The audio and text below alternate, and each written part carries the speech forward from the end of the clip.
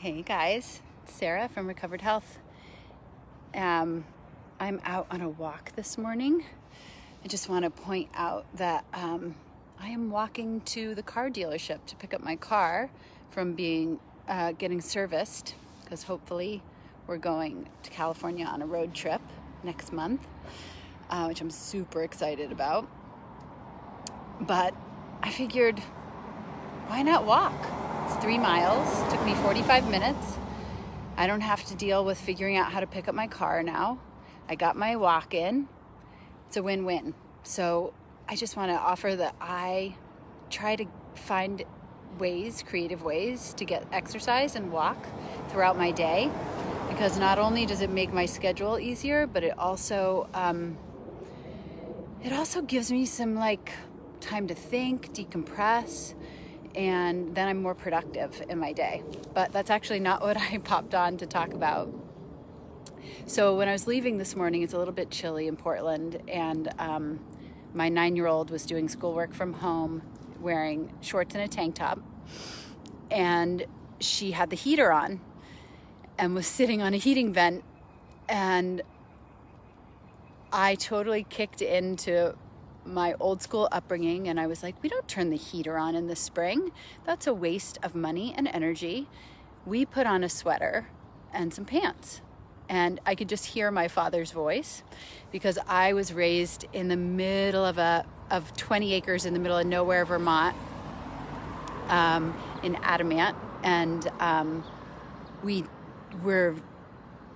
didn't have very much money, and heat was very expensive, and it was usually wood my dad had to chop down, and we kids had to stack to burn. So it wasn't like we could just turn a heater on. And I could hear my dad's voice about wasting and energy, and I immediately did the exact same thing with my daughter. You know, I'm almost 49 years old, and it dawned on me it was another perfect example of our programming. And sometimes we don't even realize that the things that we believe and the thoughts that we have about the world, about ourselves, come from things that we adopted when we were young. And we've just thought them so many times that they have become beliefs, facts in our head, that you don't turn the heat on, you put on a sweater. And it's interesting because sometimes we, instead of continuing our parental instilled beliefs, we sort of flip them in rebellion. So I could have very easily had the thought, I wasn't allowed to be warm when I was a kid by flipping on the heater. I always had to put a sweater on. My kid's not going to have to do that. She can do whatever she wants. She can turn the heater on whenever she wants.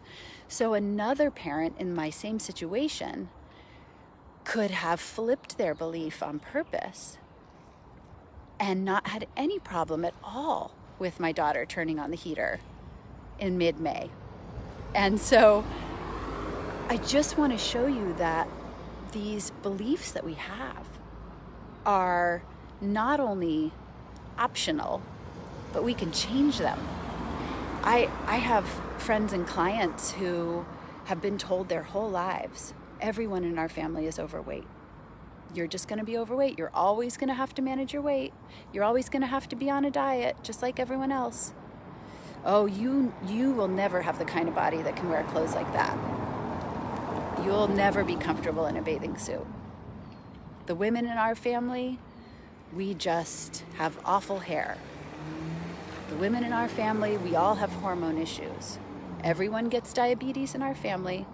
All of these things, right, that you've just heard growing up, and you may have thought them so many times that now they seem like a fact in your head. They don't seem like an optional thought. I always heard growing up, like, oh, you have such a big appetite. You're just, what was the word? I can't even remember it now. It's been so long. But people would also say to me, well, at least you have a pretty face. And that was because I was always a little bit overweight. Never a lot, but always a little bit. At least you have a pretty face.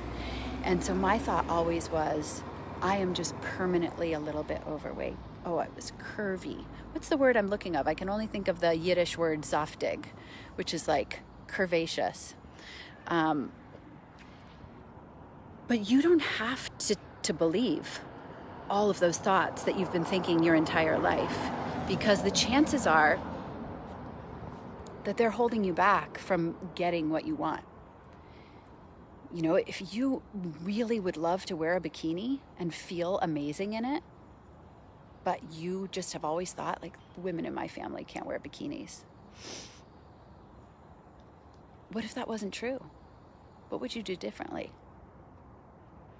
If I always thought, like, I just eat more than everybody else. I just have an uncontrollable appetite. Always thought that. Guess what I did?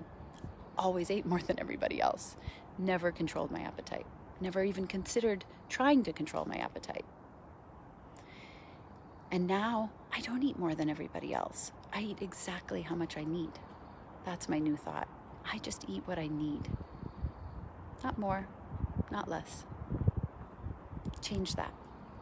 It's super simple. It's not always easy, because it does take practice and awareness and effort, but it's absolutely doable.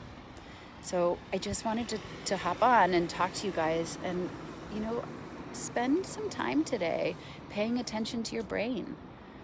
Notice the thoughts that you're thinking, and then ask yourself, well, what if that actually wasn't true? What would I do differently? How might my results change? This is some of the stuff that we do in my coaching program. Is why coaching is a game changer, because it's not just about what you eat and how you exercise, because we're not robots. We're humans. We have human brains, and our brains take us all over the place. But we can manage them, and we can choose the thoughts that get us where we want to go. We can decide what we want to believe. It really is possible. Hope you guys have a great day. Talk soon.